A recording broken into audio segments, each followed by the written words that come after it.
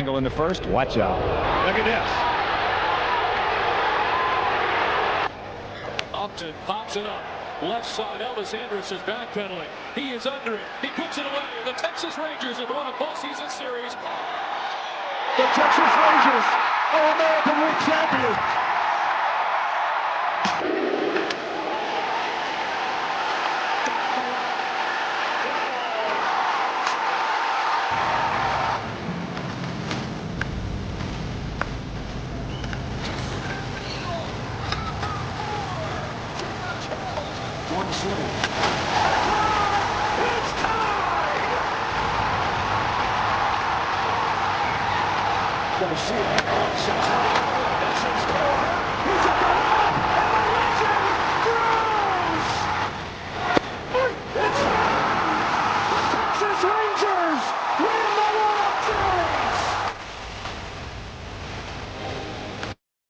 And welcome to another edition of Right on Rangers Live, coming at you in the top of the ninth inning. Jake Burger up to bat. We're going to see if Bird can start a little rally here, get us a little extra insurance. Rangers leading this one 7-4. Lot to break down, lot to talk about. Glad you're hanging out. Burger smashes one the other way. Just foul, man. Just foul. Burger has had himself a day. Let's talk about it, man. Berg, of course, in that fifth inning was so instrumental. He's 3 for 4 on the day.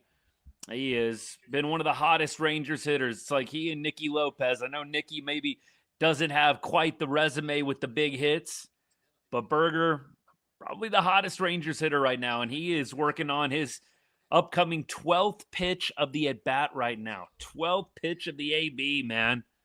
Dude is a warrior up there, just seeing the ball so well. And, you know, he also has a couple of RBI to go along with this one today. 775 OPS. Looks like he's going to fly out here to Dalton Varsho. So the 12-pitch battle comes to an end. Good stuff from Burger there, man. Great stuff. Appreciate all you guys hanging out here right on Rangers. We cover everything Texas sports, but we put a big emphasis on the Rangers during the MLB season. We thank you for choosing Right on Rangers for all your Texas Rangers content. Drop a comment. Drop a question. Man, there was a lot to post about today. I think my thumbs are just about done, man. Like, seriously, this game has been wild. Rangers obviously pouring on the offense, something you love to see. And Cal freaking Quantrill. I mean, what a beautiful game from him in his home country. What more could you ask for there? I mean, I know. I would have liked to see one more inning. I don't think Cal needed to go 6 today, but man, I would have loved one more inning. I really think one inning less of Joe Ross would have been really helpful in this one. Probably wouldn't be a 7-4 game.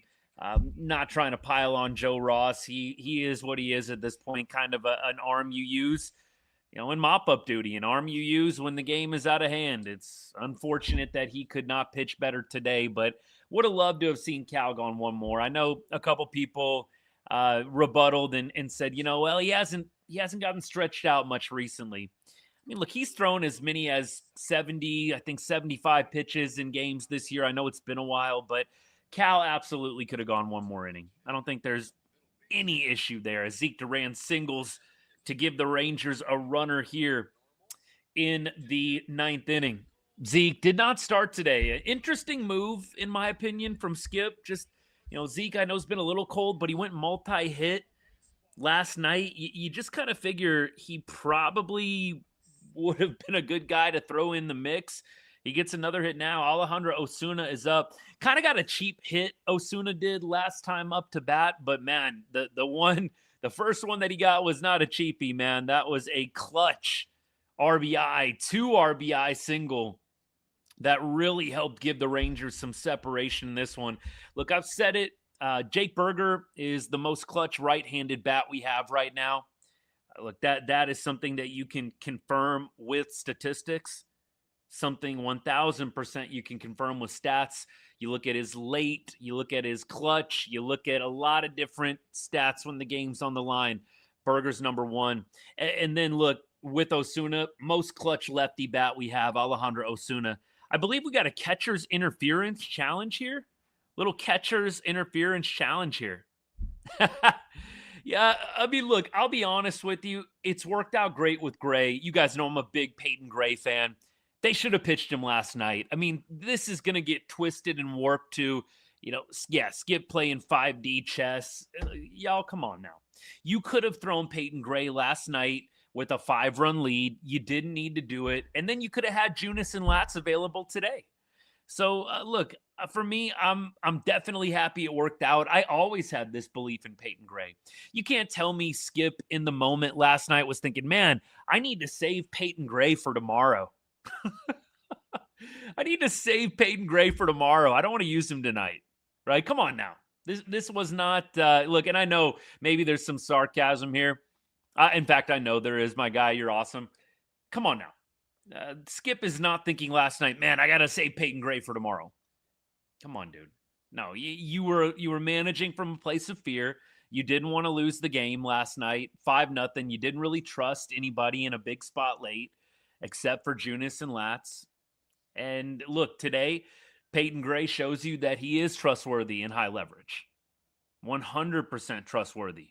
And so I'm glad it's worked out, but credit to Peyton Gray. No credit really for Skip here, in my humble opinion. I don't think Skip's had a great game today managing the bullpen, but it is what it is right now. We're at a winning spot, and that's all that matters. But a lot of credit to the players today. Cal Quantrill, a lot of credit to him. Easily, I think, could have gone a 5th inning, qualify him for a win. That would have been nice. Foul tip here. They're not going to give catcher's interference. So Osuna, it's just an 0-1 count. They're going to give the foul tip. I don't know if Osuna tipped that off, or, they did the replay team and the replay team saw something. I think Rangers have whiffed on a couple of their last challenges here. Osuna's going to swing again. Zeke was stealing, so Osuna's making him do some wind sprints here. It was going to be a strike either way. So 0-2 to Alejandro, who has 2 base knocks on the day. His second hit, like I said, a little cheap, kind of got lost in the sun, spraying one opposite field. But, man, Osuna has been good. I know a lot of people, really like this kid. I know there's some detractors that don't like that he doesn't really hit for homers. Not a lot of slug with Osuna, but, man, there is a lot of clutch. He just comes through when you need him to come through. Love to see him add on an 8th run. Love to see him add that on right now. That would be phenomenal. What I'd really like is to see Osuna's first home run of 2026. Can we see that? Can we see that? That'd be nice. Tough guy in Rogers here. This angle, man, like I can only speak from experience. The sidearm pitchers, I just never enjoyed facing. I know some of you guys played ball back in the day. You could probably relate. I just never liked the sidearmers, especially the submariners, like what they're having to face right now. It's just a weird angle, man. Like some guys, I remember playing with a couple of guys, loved it. Like they didn't have any issue. It was easy for them. I just never felt like I picked up the ball very well out of a sidearm, out of a submarine. I know some MLB players will tell you the same thing. It's just uncomfortable. Osuna's, by the way, is going to ground out here to first base. And we got Elias Díaz, who is up right now to bat. Díaz had a real big double. I mean, look, the right fielder probably didn't play it the best the way that he could have, but you had, nevertheless, the ball getting put in play. Díaz with a big 2 RBI double to follow up what Osuna did. That was a ton of fun, man. That 5th inning was a blast. If you didn't get a chance to watch it, you're just tuning in, just turning on the game. Go and watch that 5th inning on replay. My page will have a ton of posts about it, but definitely go and check out my highlights from that 5th inning on Twitter, on Facebook, Threads, whatever you follow, whatever app you're on most frequently. A little pickoff move to second base here, a little step off, and looks like we are going to have pitch number 3 incoming here, and it is a foul ball. Diaz got a good pitch to hit, man. Sinker right down the pipe, and just not able to straighten that one out. Rogers may not fit tomorrow, so that's good. Yeah, look, we'll see what Toronto does here. We'll see what Toronto does. It'll be interesting. Yeah, look, that is a positive. At least you get the runner over to second base. You give Diaz an opportunity here. Look, 3-run lead. I'm not going to, make this into a more dramatic situation than it needs to be. You got a 3-run lead. You're not going to use Latz or Junis anyways. This is going to be the third out of the inning. Diaz grounds out to the pitcher. I want to go back to the question from Cripple King here. Would you let Gray go out there? Look, they're not going to let him. They're going to put in Alexander right now, who's coming into the ball game. Look, I probably would have considered it, but I do know Gray is probably getting up there in terms of length. He does bat left-handed as well. Jimenez, who's coming up next, so you got the lefty-lefty matchup instantly. However, man, that changeup that Peyton Gray has, it's a filthy pitch. That changeup really is a bit of a cheat code against lefties. So I don't think Peyton Gray is your typical right-hander that just needs to get subbed out automatically against lefties. He was up there with the pitch count. That is the one thing I think you got to consider here. You don't want to burn up Peyton Gray or make him do something that is going to cause undue stress on the arm. Looks like pitch count for Gray was at 39. Yeah, so it is a good call. It's definitely a good call. I like the idea here of Alexander closing this one out. You wonder if he can just have a not strenuous ninth inning. You would think maybe you see him again tomorrow as an opener for Rocker. I hope things don't get too crazy in the ninth inning here. I'm going to knock on wood. I'm surely not trying to be the jinx. I'm going to knock on wood here. You just hope it goes pretty smooth because I think Skip may employ the opener again tomorrow. I mean, look, I've been on the record. Ride that streak, ride that heater until the wheels fall off, man. Just keep riding it. Behind the scenes, be working with Kumar on how to master and get past that first inning speed bump. But I think just like you're on a hot streak playing blackjack, man, just keep on playing. Keep on playing the hands until you finally lose or you bust, and then you pivot. You get up from the table and you do something different. So that's where I'm at with the opener thing. I don't think it needs to be a long-term strategy, but I'd use it until the wheels fall off. And behind the scenes, I would be working as hard as I possibly could to get Kumar back to a place where he can feel dominant in the first inning again. Right now, that's not the case. Yeah, I don't think they're going to be putting out Santos unless it is a 6-7+ run lead either direction. I did see Osuna posting. He posted his brother pitching in Japan on Instagram. And I didn't even realize that Roberto Osuna was still throwing. I mean, look, I don't know how he's doing in Japan. Now, look, Roberto Osuna, a little bit of a polarizing figure. I think some of you guys may remember some of the issues that he ran into. Not sure exactly what all happened with the legal stuff, but I do believe Alejandro Osuna's brother did do some time suspended. I forget what the exact context was, but man, Rangers do need bullpen help. Let's just go ahead and put that out there right now. Yes, they need some bullpen help. Yeah, the relievers are exhausted. I'm glad that they're limping through and maybe going to win a series today. And look, tomorrow, I'm not saying that you throw in the towel, but you really have the pressure off tomorrow if you can win. Right? If you can get this series wrapped up today, you feel a lot less pressure tomorrow to be burning the big guns. If they win today, I would probably strongly consider leaving Latz and Junis down for another day. I'd probably give them Sunday as well. I don't know what the makeup is going to be. It might not work out, but I'd probably be tossing Cole Winn. I'd probably see if you can get Alexander, obviously Rocker.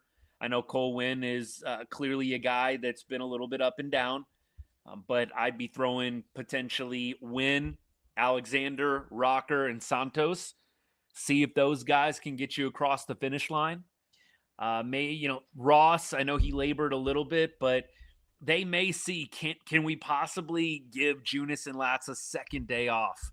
It might be too greedy. It might be too much to ask for, but I'd be considering it. Alexander's going to get the first out of the inning here. Oh, geez. Jeez, Kyler. My freaking goodness, buddy. Making Berger earn his pay over there at first base. Good Lord. Whew. Yeah, seriously. Backstick's like, dude, you can run it over. That was almost bad, man. Did he bounce that? He bounced that. Jeez. What an awkward throw, too. He was throwing with his left as the lead, man. Did you guys pick that up? His lead, he threw with his left foot as the lead, man. That was just an awkward throw. Man, I know guys that always, they just routinely, man, comebacker, they would sprint over to first base and do the flip. I didn't pitch much in my playing career, but that's what I would do. I would not really love doing that, set plant throw. I liked if you got that comebacker, you get it, you jog over, you do the underhand flip, and you're good. All right, we got Urias pinch hitting here. Pop up. Stay in. Yeah, when is the last guy available? I think Cole, you probably want, in a perfect world, this is a perfect world. In a perfect world tomorrow, Alexander opens and gives you 1. Or, you know what? He comes in relief again tomorrow and he gives you 1 or 2. Rocker gives you 6. Cole Winn closes out the game and pitches the last 2. So I think if you can get 6 out of Rocker tomorrow, 1 out of Alexander, and ask Cole Winn to go 2, that could be really, really ideal. I'm not saying it's going to go well. I'm not saying it's going to be perfect, but I do think if you're mapping it out tomorrow, you want Cole Winn giving you 2 innings, and you're hoping Alexander can give you 1 or 2 as well. Rock hopefully can give you 5 or 6. That would be preferable. All right, we got a 2-2 count right now. Tyler Alexander is on to face the Blue Jays top of the order. Lucas, he is 2 for 3 on the day, but he's going to be pinch hit for Urias here. A little surprising move. Is that a lefty-lefty thing? I guess it is. Yeah, he must have bad splits against lefties. Let's see if I can figure it out. Lucas, the leadoff hitter for the Jays today, against lefties, he's batting 125 with a 375 OPS. Okay. That's kind of Evan Carter type numbers there, not to knock on Evan. Urias is going to line one to center. Osuna's there, makes the catch, 2 down. Alexander gets 2 quick outs. He is going to have to deal with Vladdy Guerrero, who's 0 for 4 on the day with the strikeout. Vladdy, just a 708 OPS, 272 average. We know, man, this guy can get hot at any time. Not going to take him for granted. When open, it might be interesting. You know what? I don't really have a big, strong preference. Love talking about this. I don't have a big, strong preference on, who opens. I think Rock has got to give you 5 or 6 tomorrow. I'd be good with Winn opening, potentially Alexander closing. I just don't know how comfortable Cole Winn is in that role. Alexander has done it. I don't think Cole Winn has ever opened. And so that would be my only pushback on Cole Winn opening. I just don't know if he's got the experience you want to have success there. Here's the pitch. Alexander delivers. And we got a ground ball. Young fields it, fires over to first. Vladdy is taken care of. The Rangers win. Hello, win column. Cue the I Like Texas music. The Rangers have won a 4-game series. They take the first 3 games from the Blue Jays. Never a doubt. In each game, they build strong leads.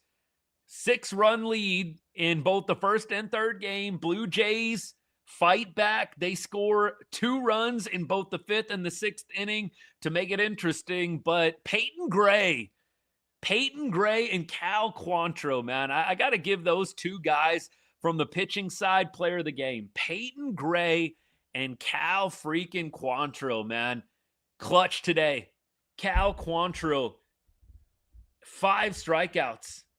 Incredible stuff from him. And then Peyton Gray, 2 1/3. He gets a number of strikeouts as well.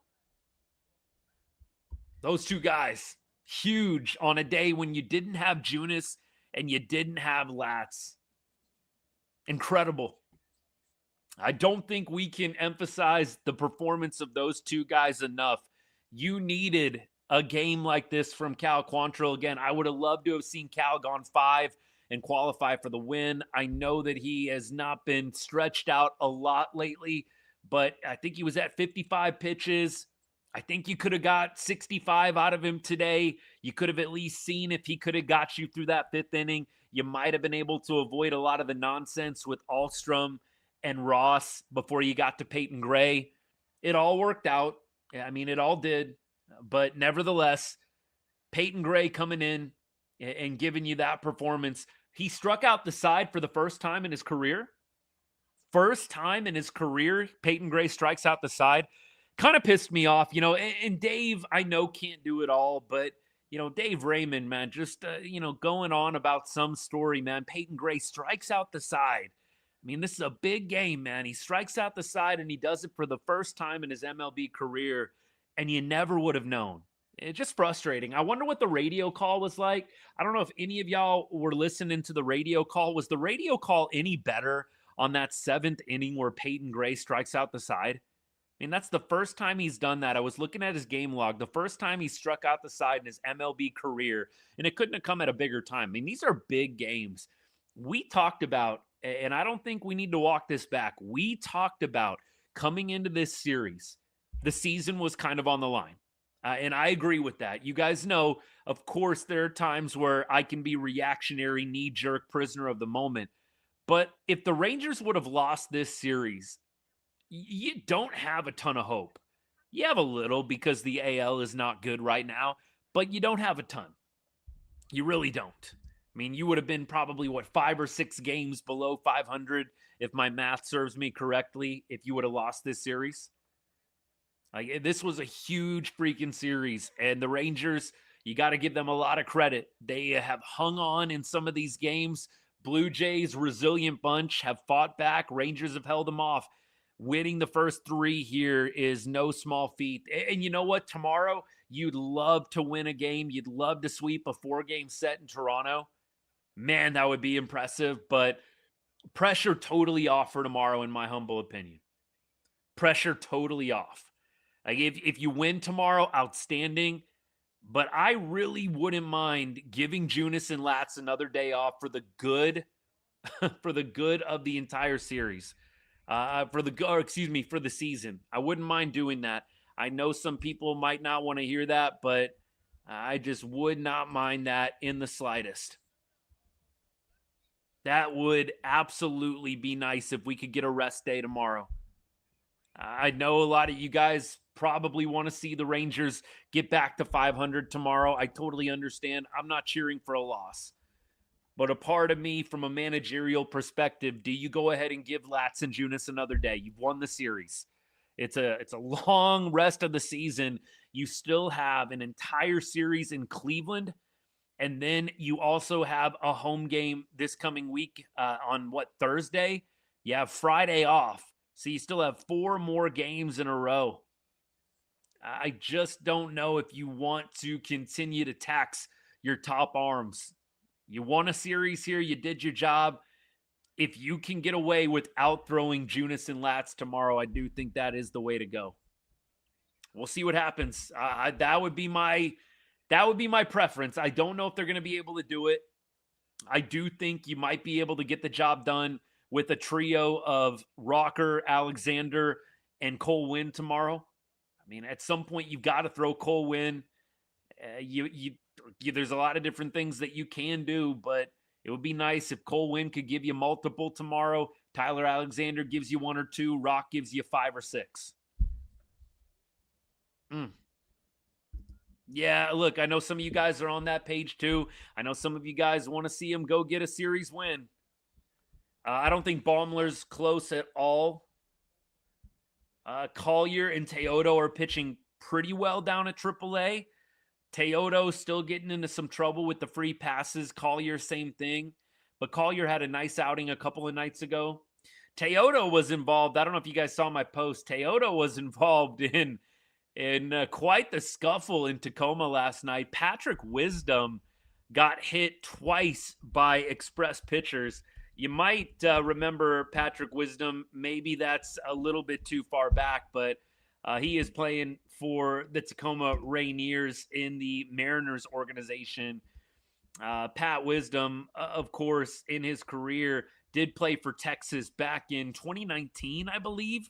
So former Ranger Patrick Wisdom gets hit twice last night's ball game by Luis Crivello, and then Teodo in the ninth caused a big, bench clearing. I don't want to say brawl because nobody really was swinging, but benches cleared, bullpens cleared. Teodo eventually finished off Connor Joe, who was up with the Mariners earlier this year down at AAA and would go on to win the game. But Teodo and Collier, to me, their biggest things right now are control. Both of them give away a little bit too many free base runners. And that is obviously not something that plays very well at the major league level. Bieber has only pitched one game. He's only pitched one game. So I don't think that, it's a really indicative of his talent level or skill level. Bieber is not the guy he was, 5 or 6 years ago, but he's still a pretty good pitcher. But yeah, I think he just got roughed up in his first start back. So yeah, that's really all that's going on there. Blake coming in clutch, backing me up on that. Thank you, buddy. Appreciate you. DeGrom, Evo, Gore in Cleveland. Yeah, look, you got it lined up really well. I mean, you have it lined up perfectly. And again, I just want to keep on saying this every time it comes up, but I just love that you break up Evo and DeGrom. I like not having those guys back to back. I like the idea of, DeGrom throws, and then you've got Gore. And you know what? If Gore falters, hey, we got Evo coming in the next game. It's not where you have, Gore, Leiter, Rocker back to back to back. Or in this case, it's probably going to end up being, in the scenario with the injuries, you're going to have Montgomery probably, and then you're going to have Rocker, and you're going to have Gore in that mix. So it's good to mix up, I think, and have Evo, have Rocker, have Montgomery, who's probably, I think, going to be back. I would say second week of July, if all goes well. I see Jordan making his Rangers debut, his season debut, that is. He's pitching again tonight, by the way. Jordan Montgomery pitching again tonight. I'm going to try and pull some video from that start. I believe it's a 5 p.m. start, if I'm not mistaken, but need to double check on that. So, hey, something to do on a Friday night if you don't have any plans. I think I'll probably be tuning into that Montgomery start. I think he is set to go a couple of innings today, by the way.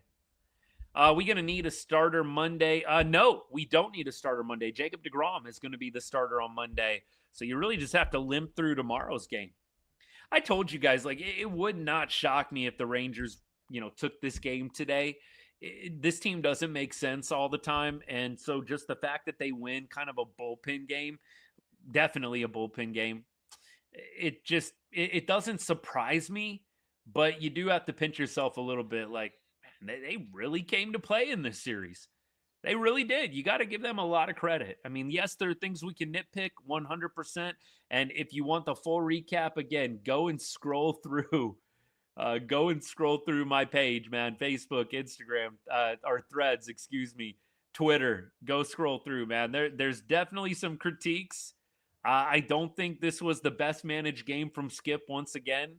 I think that leaving Peyton Gray in was huge. Not that he really had a lot of options. I didn't understand the benching of Alejandro Osuna at all. Why on earth would you bench Alejandro Osuna coming into this ball game? I know that he went 0 for last night. Benching Osuna continues to make no sense to me against right-handers. That was just a total overthink. I probably would have thrown Cal another inning. I know some of you guys are talking about how Cal hasn't been lengthened out. Cal Quantrill's a starting pitcher, man. You are not going to injure him for the rest of the season by having him throw that 5th inning. I'm sorry. We can agree to disagree on that. You're not going to injure Cal Quantrill throwing 65 pitches instead of 55. You're not. You got to give him rest, right? You got to give him 3 to 4 days rest. You are not going to injure Cal Quantrill by asking him to throw the 5th inning. I will go back and forth with you, but we are ultimately going to have to agree to disagree on that. If you feel like, man, that was the right call there. Cal was rolling. He had just struck out the side in the 4th inning. It was looking easy. It was not looking difficult. And there is a difference between, laborious, strenuous pitches. Cal was free and easy in that 4th inning, man. Dude was not laboring. He wasn't. He 100% was cruising. And so that's why I leave him in. Now, if he's laboring, if it's a tough 4th inning there, possibly. But I think they should have left him in. Could have avoided a lot of the nonsense with Alstrom and Ross. I think you were going to have to throw Alstrom and Ross at some point. But you could have at least, I think, gotten to that 5th and had less outs for the bullpen to cover. Once again, I will say I love the version of Quantrill. He'll save the pen. Been great as a starter. Underrated Rangers arm. I've said underrated many times when it comes to Cal Quantrill, and I usually get some pushback. Dude, his advanced stats suck. I don't give a crap about Cal Quantrill's advanced stats. The dude gets outs. Outs. That is what I care about. He doesn't, have the fanciest repertoire. He's not gassing it at triple digits. The dude gets outs. And more than that, he doesn't walk people. He throws strikes. Novel concept. I know. He throws strikes. He had 1 walk today, 2 hits, 5 strikeouts. I think I accidentally said 8 when I was posting earlier. I don't know where I got that. Must have just been going crazy with my Cal Quantrill fandom, man. Just an incredible night, an incredible day from him in his home country.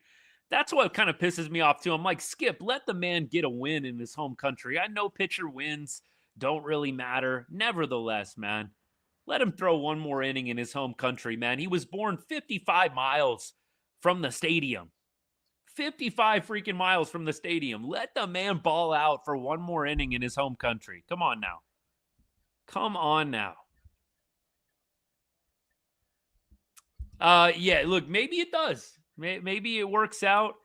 It did work out. I mean, I don't even know what, what we would go back and forth about there.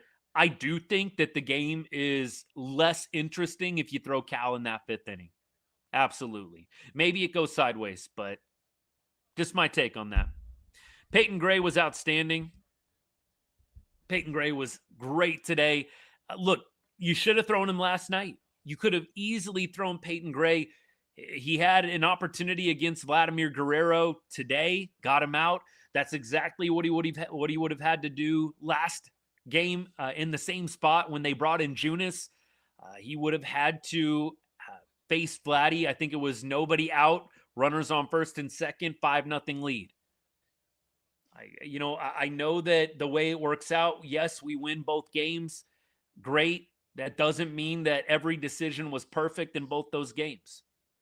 And look, I know that there's going to be some people that push back and say, Austin, nothing makes you happy. That's not the point, right? The point of what I do here at Right On Rangers is not just to be an eternal hype man for the team. This is an analysis-based show. And I know that some people, don't want to hear both sides. Sometimes you just want to hear all the positives. I'm sure there's accounts out there. Man, we're breaking everything down.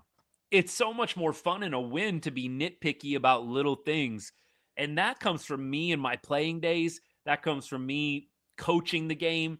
Some of you guys know, I know some of you are brand new, but I've coached at various levels with baseball, with the game. It's a beautiful game. I love it so much. But man, I'll tell you what, it was always fun when you won, but you had things to work on and continue to get better at. I love that. And so for me, when we're talking about the negatives or we're talking about little decisions that maybe didn't go according to plan, it's great to be able to do that with the safety net of a win right below you. Look, I definitely think Peyton Gray, here's the bottom line, bringing it full circle. Peyton Gray needs to be involved in higher leverage. It no longer needs to be Jacob Junis, Jacob Latz, or bust. you need to get Peyton Gray in high leverage. You know, there wasn't really a doubt in my mind that needed to happen anyways. I know that Peyton Gray's ERA, you know, isn't where Junis and Latz are. And I think Peyton Gray's had some different circumstances than the two of them. But I do think Peyton Gray needs to be utilized in more high leverage. 7th inning, maybe. You know, I think he could even pitch in the 8th inning. If you know that you've got some lefties coming up in the 8th inning, you could use Peyton Gray. That changeup, like I said earlier in the show, that changeup that Peyton has is a cheat code against lefties, man. Peyton is not your typical matchup guy. Oh, there's a lefty coming in. Don't want the righty-lefty. Get Gray out of the ball game. The lefties that he has faced this year have had a really tough time with that changeup, man. A really tough time. Diaz does call a great game, and he hits the ball better than both catchers that we have. I agree. Look, Diaz has, I believe, I think it went down with his last at bat, right? Diaz is hitting 280 with a 768 OPS. 280 with a 768 OPS, man. Like that is impressive. He needs to be the everyday, near everyday guy. I think that Higgy is still going to get playing time. Obviously, I don't think Higgy's shut out. Let me clarify. When I say every day, let's just use the word majority. He needs to be the majority guy. They need to be using him more so than any other catcher. And I do think this is why you might see Higgy traded. You very well may see Kyle Higashioka traded. Diaz. I was looking at some of the other comments. Diaz has been really, really good defensively as well. You know, we're talking about calling a game, right? But also managing the stolen base game, right? He has got a cannon back there. Teams think twice about stealing on him. Teams don't think twice at all about stealing on Higgy or Jansen. They're going to do it because both those guys are not plus arms with plus pop times. Diaz has an elite pop time with a very good arm. And so you are thinking twice about stealing on Elias Díaz. Jansen and Higgy do not strike that same fear into anybody's heart on the offensive side. And so, look, you're probably going to see Higgy traded if this trend continues. Diaz would have to massively soil the bed, massively, for them to, I think, change course on this. I think you are going to see Diaz continue to be in a main predominant role. And I think you'll see Danny Jansen, when he comes back from injury, take the secondary role. Isn't it crazy, though? I mean, we're talking about a lot about CY and we're talking about his moves. And we did discuss this idea. The bullpen situation, yeah, we can blame Skip for the moves, but a lot of this is roster construction. You built the bullpen around Chris Martin and Robert Garcia this year. Let's just say that out loud. CY built the bullpen around Chris Martin and Robert Garcia. Skip had it in his mind during the first week of spring training. We had barely even played a few games. And Skip was out there getting interviewed saying that, yeah, it's going to be Chris Martin and Robert Garcia in the 9th. What? It is roster construction for sure. The Rangers need to get 1 or 2 more arms out there in the pen. It's a must, especially if they are going to be competitive down the stretch. I think we've seen you've got some promise. You've got guys like Gray, potential. I don't want to throw Cole Winn away. He has potential as well. Robbie Alstrom, same thing. You've got some potential, guys. You need to go get some more sure shots. And don't you even try to sell me, and I'm not talking to any of you because I know you agree with what I'm about to say. Do not even try to sell me, well, the cavalry's coming with Robert Garcia and Chris Martin coming off the injured list eventually. The cavalry's coming, baby. RG and C-Mart in tow. Don't even try and sell me that. My goodness. Yeah, Garcia, you might be able to make the point that he's getting unlucky. Yeah, Chris Martin, no. No. Hey, Zachary, appreciate the gift, man. I wonder when Santos will pitch for us. I think tomorrow he could pitch just to save the pen. I think it depends on the game situation. Like if we're down big, he's pitching for sure. Santos will get his debut. He'll be pitching for sure if we get down big. If we're up big, I could see him pitching too. I don't think it's going to get forced though. I think they kind of came into this with the idea that Santos may or may not pitch.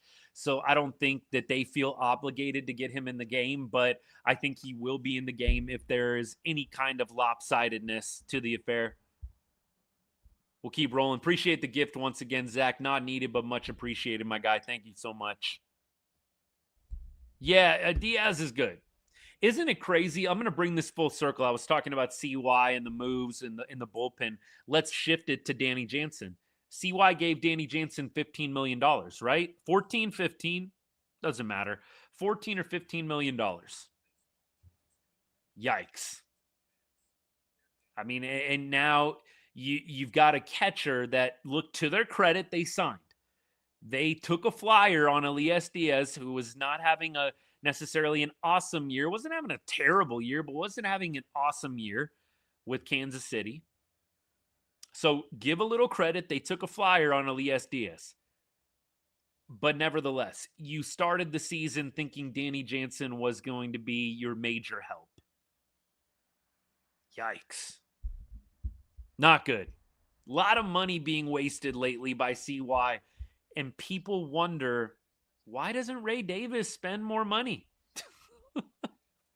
You can't talk sense into some people, man. I'm trying to tell you why Ray Davis didn't open up the purse strings. I'm trying to tell you and show you why Ray Davis did not give CY a blank check. It's because he's wasting $15 million on Danny Jansen, $38 million on Jock Peterson. No, I don't care how Jock's doing this year. It's a terrible contract. Wasting however much, $30 million on Tyler Mahle.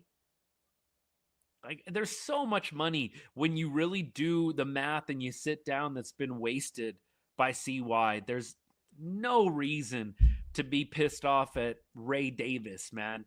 Who even knows? Let's say Ray Davis hypothetically did open up the checkbook, man. Does anybody really, I mean really trust Chris Young to make the most of that money? I don't. Unless there's a sure shot, an absolute sure shot free agent or trade candidate, and I don't. And yeah, Chris Martin was $4 million. Go ahead and throw that that bill on top of it all, man. You've got $20 million, let's just call it 20, in between Danny Jansen and Chris Martin. I know some pretty nice $20 million players out there that might have been nice to sign for 1 year. The list goes on, baby.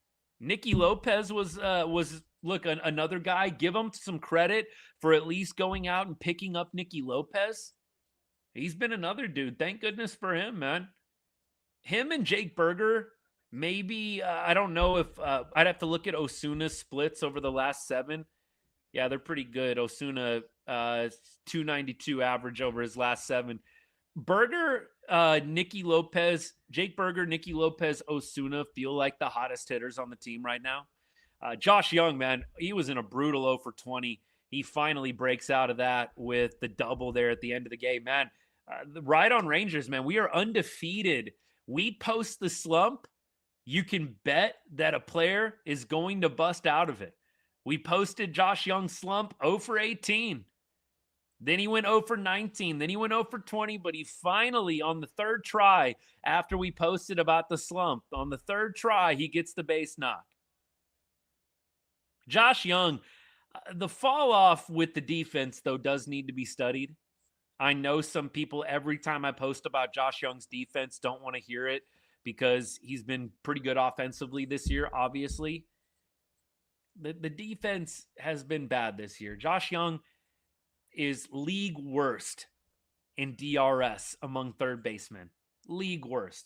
He's cost the Rangers, I believe, 9 runs. And that leads by, I think, multiple DRS. I think the next closest guy's at -7. Josh Young's at -9. I have no clue what happened. It's not something I want to report on or that I want to see, but he had the high throw today. Yes, he did make some nice stops here and there for sure. But nevertheless, man, that error was almost huge. You never know what could happen. Fortunately, some of the pitchers were on today.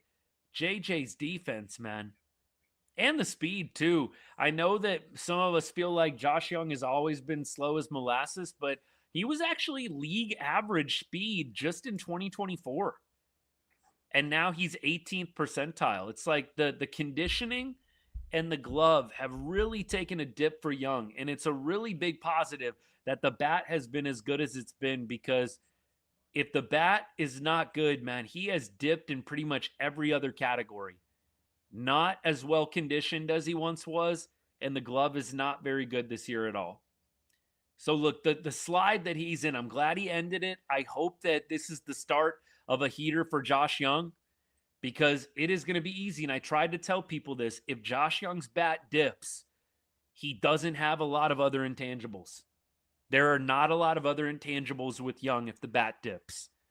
And just to be clear, Young is not a pop guy. He's not hitting the ball out of the ballpark. He's a singles hitter right now. I know he had the double today, but you're not getting a lot of pop. People like to clap back at all my Alejandro Osuna hype because Osuna can't hit the ball out of the ballpark. Josh Young, for a third baseman, dude's not hitting the ball out of the ballpark. I think he's got 8 homers and however many ABs, 200 plus, 250, whatever it is. Like, I'm sorry. I think that Josh has really got his work cut out for him. He's got to maintain this heater, because if the bat goes, there's not a lot of redeemables. Alejandro Osuna has a lot of intangibles that I think you can work with. Speed. He plays the game with a really good eye up there. Plate discipline is pretty incredible.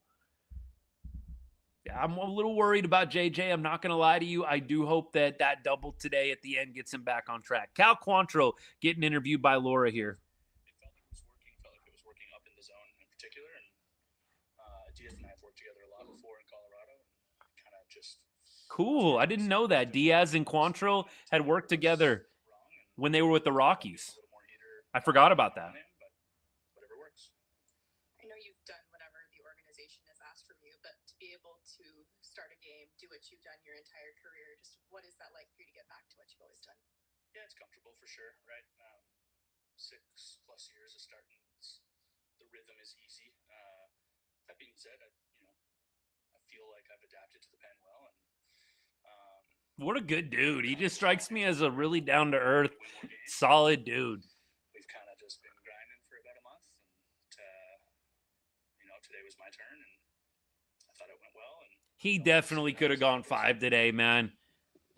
He basically said it's like, the vibe I got from him is, dude, this is like freaking riding a bike, man. I've done this my whole career.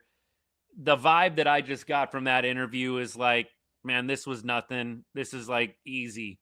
Like, I don't know what you guys took away. That's what I took away from the interview. Good dude. Cool that he brought up that connection that Diaz and him had when they were both with the Rockies. I get the feeling he was just coasting today, just like I said earlier. Here's Skip. Yeah, it was awesome. I didn't know exactly what we were going to get out of Cal. We planned on around 50 to 60 pitches. We're hoping for 3 innings, and he gave us 4 really quality innings, even an extra inning after getting smoked in the calf. So he did more than enough for us to win a game, and it really set us up for the rest of the game. It seemed like Peyton Gray was also able to settle down a game that could have at times gotten out of hand. Just how has he earned your trust in some of those situations? Yeah, he's been huge. I mean, again, we talked about giving Peyton Gray some credit right here. Love that. And Jacob Latz being a closer, and now Peyton Gray being, our kind of right-handed leverage guy, because he gets righties and lefties out, has been really impressive. His changeup is so good. His fastball keeps ticking up, 94 miles an hour. But for him to go 2+ after me getting him hot, I think 15 times the last 2 days, was really impressive. And he kept asking. We asked him if he was okay, and he always says yes. So for him to do that, really set us up well in the 9th. Surprise before the game, Wyatt Langford scratched. Talking about Wyatt right now. How did that come about, and what's his status? It was literally like right before the game. Trainer came in and let me know, talked to Wyatt, and I didn't want to risk it. He said he could probably go. That's all I needed to hear is probably. So I pulled him out, and he's getting looked at right now. So I haven't heard the news yet. All right, thanks, Skip. Thank you. Okay, so takeaways from the Skip interview, couple of different ones. First of all, I kind of felt a little bit of a different vibe off of Skip. I mean, I don't know about you guys. That interview had a little bit of a different vibe to it. Maybe it's because they won today, but I felt there was a little more humility today. I know the negative on Skip at times has been he can come off a little bit condescending, a little bit arrogant. I felt a little bit of a different vibe on him today. There was some humility, talking about how he was getting Peyton Gray hot about 15 different times, exaggerating a little bit. So I think last night, if you didn't catch, Peyton Gray was warming up and doing different things, never got in the ball game. That was a bit of a different vibe for me. I really liked that. It's not like the questions were super deep or anything, but they didn't need to be today in a win like this. I do like Peyton Gray being mentioned as high leverage. I'm with you on this, my guy. Peyton Gray, leverage righty against lefties and righties. I love how Skip acknowledged the dude can get lefties out. You don't have to automatically sub him out of a game just because a lefty is stepping in the box. That changeup can play either side of the plate. Good stuff. Wyatt Langford, clearly disappointing that Wyatt gets scratched here. You just are feeling like everybody's getting back healthy, and then you've got the news coming down about Wyatt right before game time, man. Just not ideal. Look, I'll be real with you guys, and I saw this happen a number of times yesterday. We actually talked about it a little bit on the show yesterday too. Wyatt, man, he plays the game with such aggression. He's going 100%, and you love that. You really do. As a fan, you don't see guys going all out, I mean, across the board. And that is one thing you really appreciate about Wyatt Langford. The dude's got heart, man. He's flying around at 100%. That is obvious. But as you're watching him, go hard into second base, trying to stretch singles to doubles multiple times yesterday, sliding into that second base bag hard at 1,000,000 miles an hour. You're just kind of thinking to yourself, man, I hope he doesn't hurt himself. Man, I hope that nothing bad happens. Hope he doesn't tweak something. Hope he doesn't get hurt. Baxick and Raymond were saying it multiple times as he slid into second base. I don't know if they're going to do opener or not tomorrow for Kumar. They might go back to Alexander. He didn't throw a ton of pitches. That could be interesting. Maybe that's a question that they'll address with Skip, obviously, during media time tomorrow. Maybe they'll do it after the game today. Sometimes the beat writers are able to get some questions in after Laura does her interview. So maybe we'll get a little notification from, McFarland or, Evan Grant or one of the other guys at Dallas Morning News or Kennedy Landry. One of them will hopefully get that question answered. What's Skip going to do for tomorrow? He probably has to check on Tyler Alexander. If I had to guess, that's probably what he's going to say right now. He wants to kind of see how Tyler responds. So I actually wouldn't be surprised if we don't get the answer today. I would think that maybe tomorrow morning they're going to check in with Tyler, see how his arm is feeling after pitching the 9th today, and then they'll probably be able to make a proper assessment of the situation, and then we'll clearly get the lineups, 2 or 3 hours before the game time. We keep rolling here. Appreciate you guys. Beeks, I don't know what's going on with Beeks. I have not really heard a ton about Beeks and the updates, what's going on. We know that he has been on the IL for a little bit here, right? I think it's been a couple of weeks. Beeks was trending down, I think, before he got hurt. 3.81 ERA. He started off the season so well, but Beeks has definitely been trending down a little bit. And so I think the injury, I don't want to say it came at a good time because injuries, are never a good thing, right? That being said, there is a little bit of a mental reset component here when it comes to Jalen Beeks. A little bit of a reset, which I think is helpful. And so we're definitely hopeful that all these guys that are injured come back soon. But, let's not pretend like Beeks is going to be any kind of savior, man. They really need to go out and get some pitching help at the trade deadline if they can. Gary, appreciate the gift, man. Not needed, but much appreciated. Thank you so much, brother. Go Rangers. Yeah, for me, go get a couple of arms at the deadline if you possibly can. At least one. They're going to have some help when they get Leiter back and when they get Montgomery fully healthy. Cody Bradford, that would be another nice guy to have out there. It's going to get a little bit tricky. I think Joe Ross is a pretty obvious send down. Might they send down Robbie Alstrom? I think if Cody Bradford comes back, you might send down Robbie. So you can have another guy that can pitch kind of in those high leverage spots as a lefty, but also can give you a little length. It's going to be interesting. Gavin Collier has been pretty decent down at AAA. The numbers don't look bad. Gavin has just been walking a lot of hitters down at AAA since he was demoted. I believe he has like about a walk per inning. And there were a couple of games where he had like 2 walks, 3 walks. I think he just is not demonstrating enough control for the club to feel really obligated to get him back up to the big league level. It's kind of a reason why Teodo is not up either. Teodo is another guy that struggles with walks and free passes. So some people have asked me about Teodo. I think it's the same issue with him. If you're not able to control, down at the AAA level, it's not going to get a lot better when you get up to the major leagues and you have even more pressure. Like, it's just not. Oh, okay. How about Chapman and Contreras from the Red Sox in a trade? Wouldn't mind it. Not ready to write Beeks off. Yeah, I don't know if I'm writing him off so much as I'm cautioning, Jalen Beeks coming back is like going to be some game changer. Like, is he maybe a little bit better at this point than what Robbie Alstrom is going to give you? Yeah, I think that you could make that conclusion. Yeah, is he coming back as some lights out lefty? No, he was kind of trending down before the injury. Maybe there's an argument there that that's because he was injured. Maybe that's the reason he was trending down. But I don't know.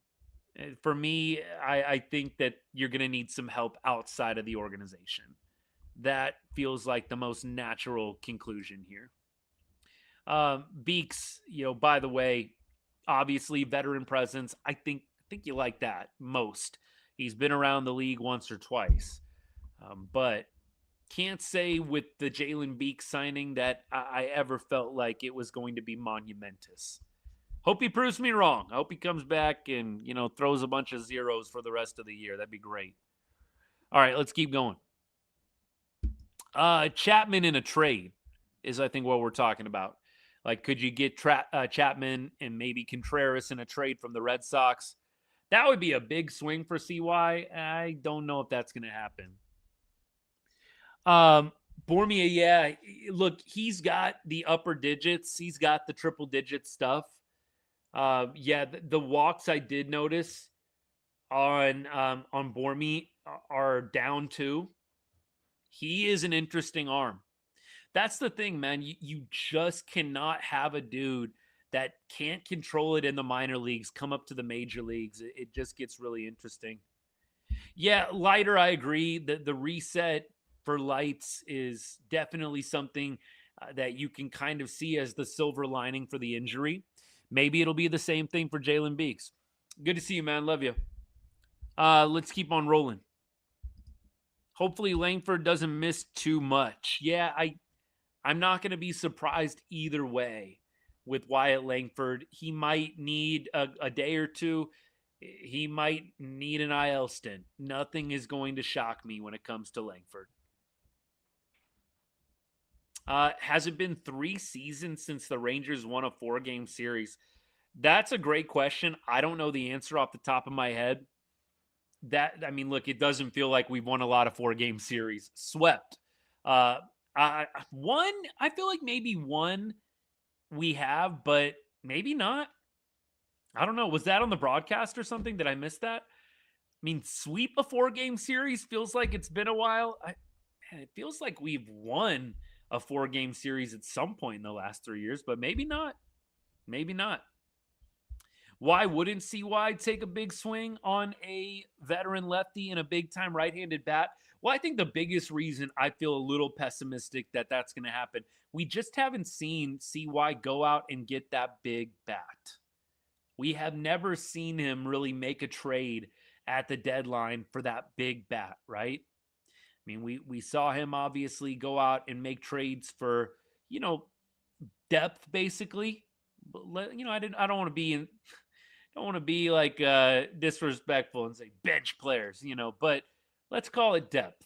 I think you've seen CY go get those types, right? We got, Carson Kelly, which obviously he's not looking like depth right now. Carson Kelly past couple of years has been an above average catcher, that's for sure. But you haven't seen CY really go make that big swing for a bat. And so, no pun intended there, by the way, just happens sometimes, just rolls right off the tongue. But I'll believe the big bat trade when I see it. I just have my reservations that CY is actually going to go out and pull that off. I could see the pitcher side. I mean, look, we've seen that happen a number of different times. Carson Kelly, Mackenzie Gore. He'll trade for a big-name pitcher. I'll believe the big-name bat when I see it, man. I really will. We'll see. Time will tell. Appreciate all y'all hanging. Watching how hard Langford plays, goes hard in the gym. Yeah, it's like a gift and a curse for him. It feels like it's why you love him. It's why you love Wyatt, because he just gives 100 out there. But at the same time, like last night when I'm watching him run around the bases, I'm like, dude, take it easy, please. Like, go a little easy. Please don't slide into second base at 100 miles an hour every time. Like, dude, it's just the gift and the curse of Wyatt, I feel like.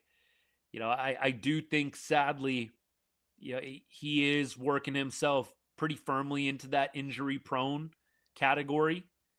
He's just a guy that is going to be dealing with little tweaks here and there.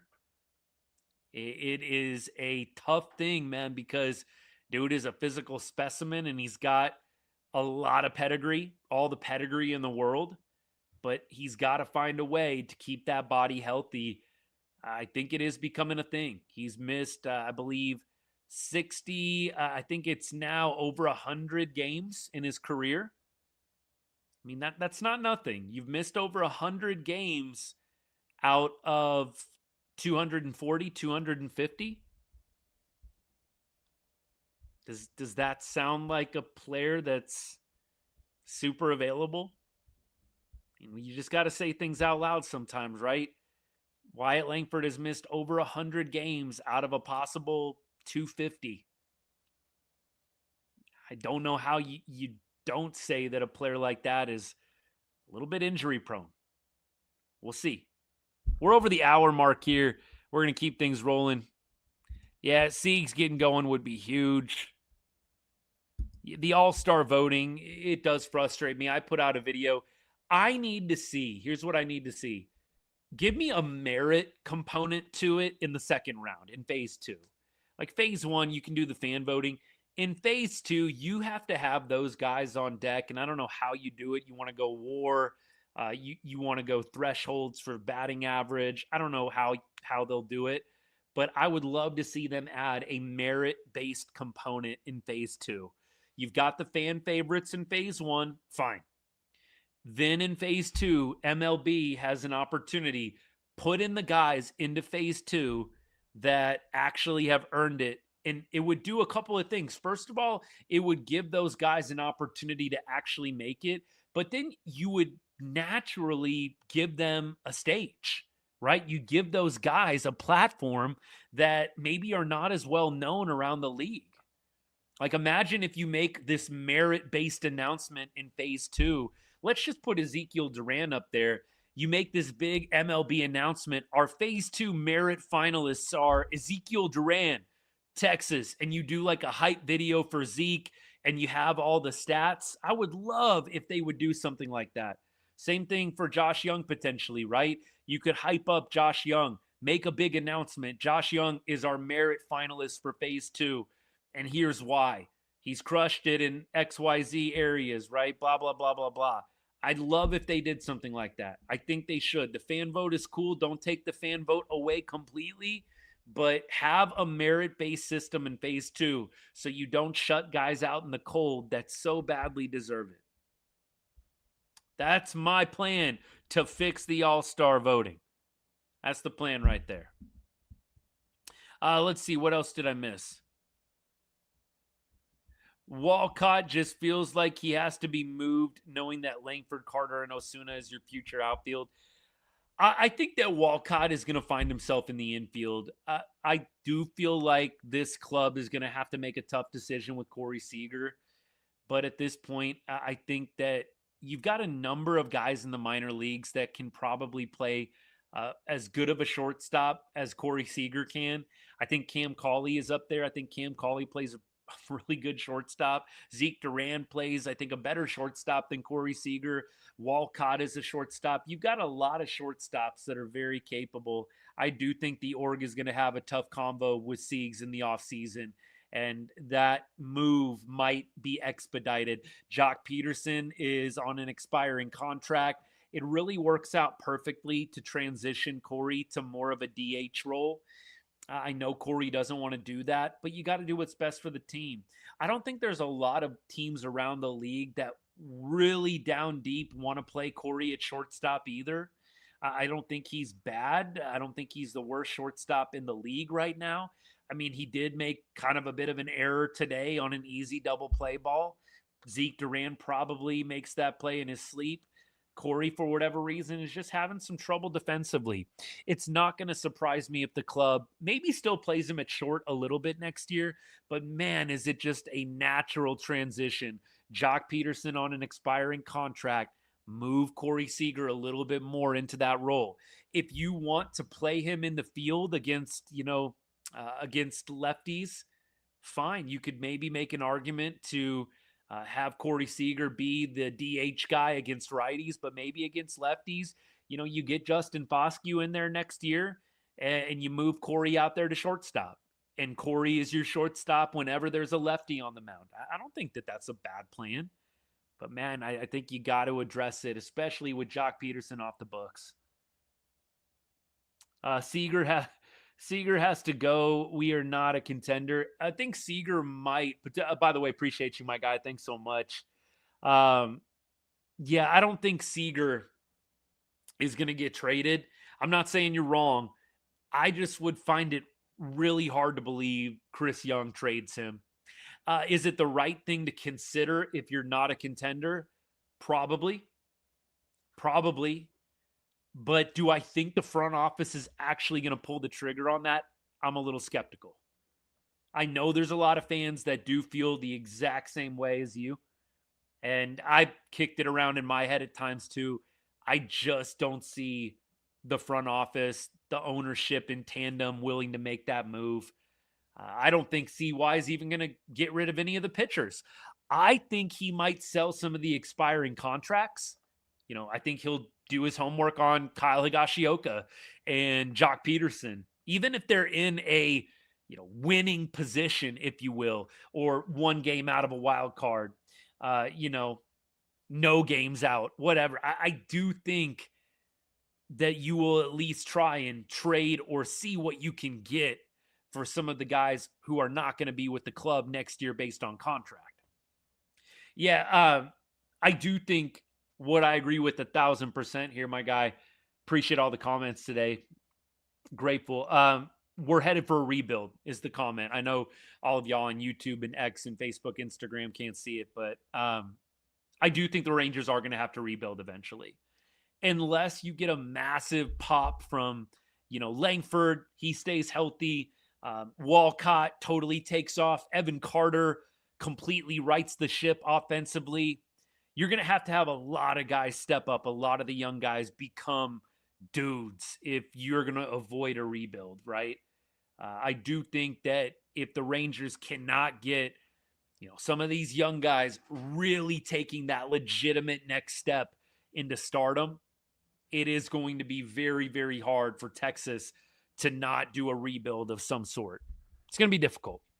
More on that later. We got plenty of time to talk about a rebuild, but it's going to be hard. You got to have some of those young guys really developing well. And the thing that worries you, I think, more than the offense, you guys let me know what you think about this, but what worries me more is actually the pitching side of it. You're going to really have to attract some big name pitchers in free agency, or somebody in the minor leagues is really going to have to pop as a big time starter. I mean, Jack Leiter, Kumar Rocker, you really hope they continue to take positive steps forward. But you got DeGrom and Evo both gone in 2028. You can bring back DeGrom on a really expensive 1-year deal in 2028. He has an option. So there is that. I guess you'll have to cross that bridge when you get to it. But the pitching concerns me a little bit more. We'll see what happens.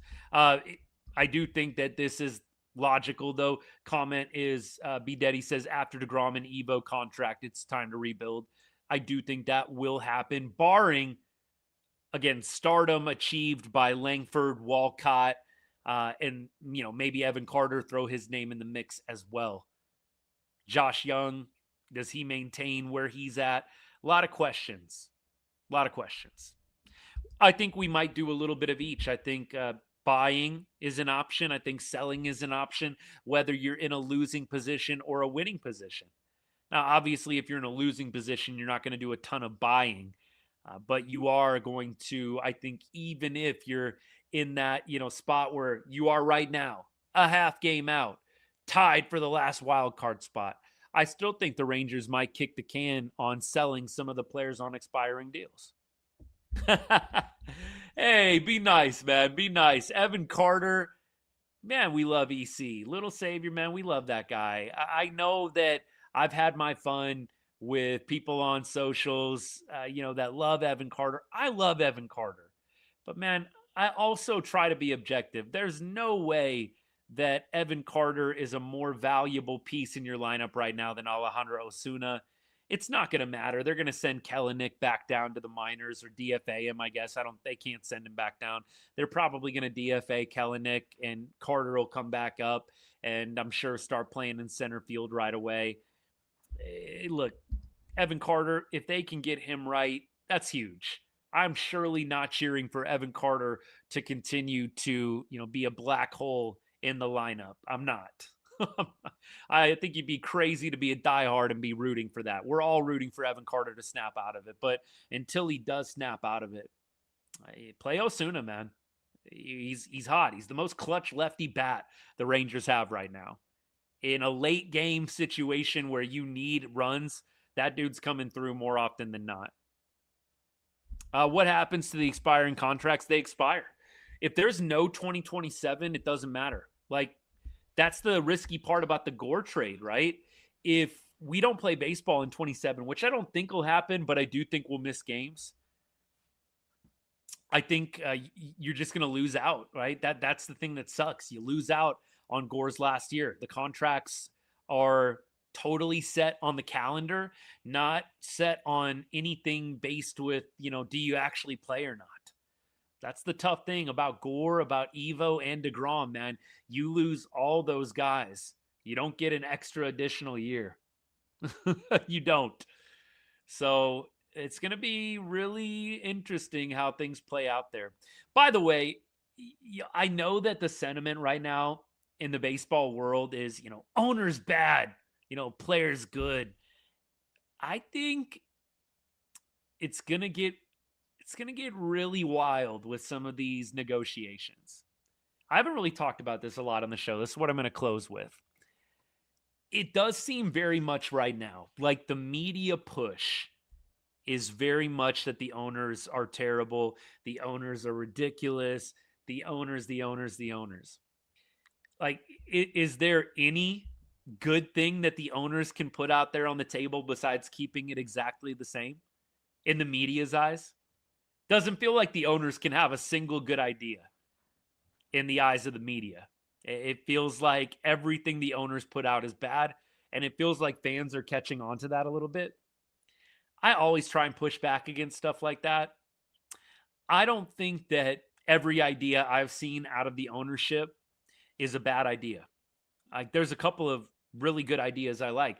Getting rid of the qualifying offer. That was an idea that ownership said that they were willing to do. I'm sure the players were the ones that advocated for it, but nevertheless, it was something that the ownership brought to the table. Getting a bird right type deal like the NBA has.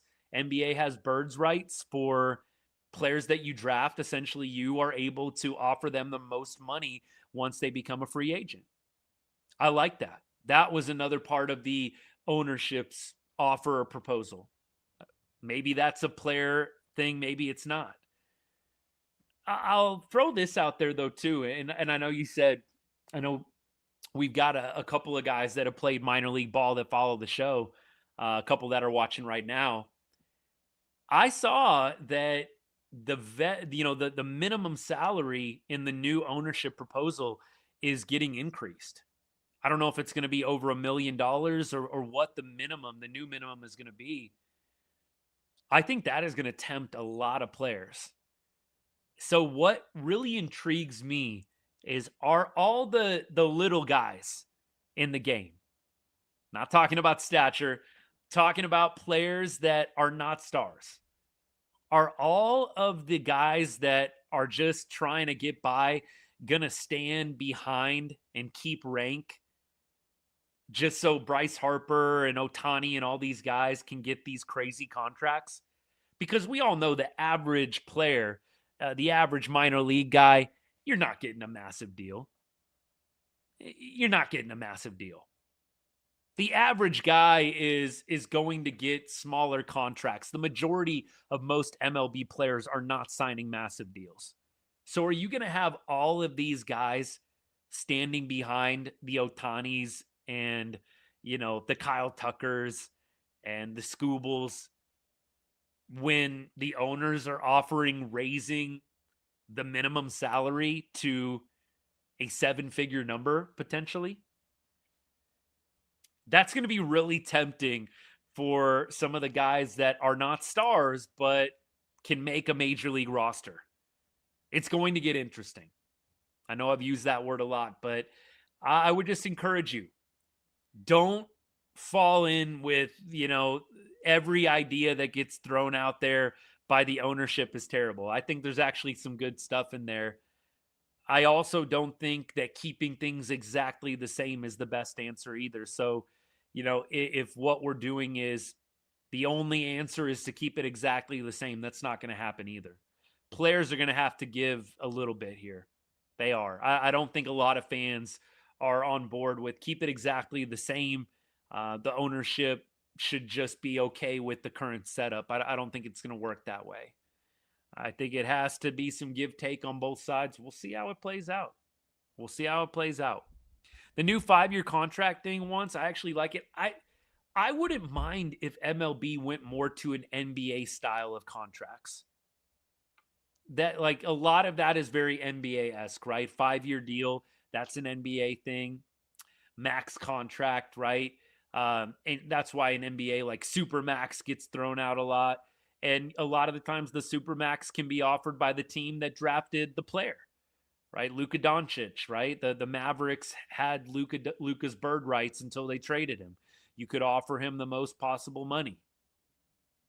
And the player is incentivized because it was like a lot of money. It's not just like, 5-10 million. It's like, no, I'm going to be making like 40 plus or whatever it was million if I stick with my team that drafted me. That's kind of cool too. I like whatever you can do to at least give the drafting team an opportunity to keep the player in free agency. I think that's cool as well. There's a number of things that I think could be beneficial to the game. We're just going to have to see what the players actually are willing to bend on. All right, y'all. Hey, tomorrow, not really sure exactly how it's going to go with the starting pitcher situation. Might be Rocker going right out the gate. It might be something completely different. We'll see. But nevertheless, the Rangers get a big win today. They win the series against the Blue Jays, and they go into next week against the Guardians before they head back home on a pretty high note. You'd love to get the sweep tomorrow, like you really would, but a lot's been achieved. I think that you have to take a little bit of the heat off the team tomorrow. Whatever happens, don't get too low if the game doesn't go our way. I'm going in tomorrow with very reasonable expectations, and I'm hopeful that the Rangers exceed them, but you've won a series. If you can get tomorrow's game, outstanding. If the Rangers drop tomorrow's game, it's not the end of the world. You won 3 out of 4 at a place that is tough to get wins. The Blue Jays were a winning record, a winning ball club playing at Rogers Center before this series. Today, we talked about Peyton Gray. We talked about Cal Quantrill, players of the game on the pitching side. On the offensive side, I think Jake Berger has got to take the cake today. 3 for 5, 2 RBI. Look, Diaz and Osuna added a couple RBI as well. Seager had the home run. Jake Berger, I think you have got to go straight to him, man. Berger has been on one. He's batting .391 with an 1152 OPS over his last 7 games. .391, 1152 last 7. Berger has been incredible, even over his last 15 games. He is batting .327 with a .955 OPS over the last 2 weeks. Berger has been mashing. It's a big reason why the Rangers have found themselves in this good spot that they're in right now. In a playoff spot, a game below 500.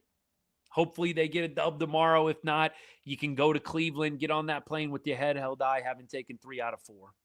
Appreciate all you guys hanging out. Hey, if you have not subscribed yet on YouTube, haven't followed yet on Instagram, Facebook, please hit that follow button. Same thing for TikTok. Now, this is what we do pretty much every day. I'll be live tomorrow to wrap up the series in the 8th or 9th inning once again. Probably have a video out to you guys early tomorrow morning. That's the plan. Sticking to it. Appreciate you guys hanging out, and we will see y'all soon. Have a great rest of your Saturday night. And as I always say to end every show, God bless and go Rangers.